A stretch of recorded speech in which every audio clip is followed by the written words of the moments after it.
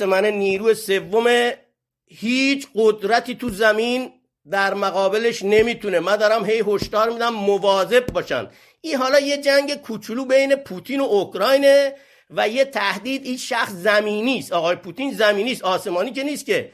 یه چیزی هم نشون داد غیر از اون سلاحایی که رو زمین ها همه دست رفتن تو فرار کردن عقب، ناتو و فلان و بمان و اینا. حالا توی اسناد به قول ما آروم یه چیزا رو گفتیم. مردم ایران، اسم بنده سعید محمدی دورکی سر تا سر جهان کده.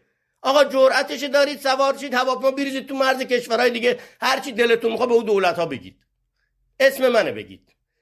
آقا شما تو ایران سعید محمدی دورکی این بزرگترین اسنادی که جهان کره زمین را خراب کرده.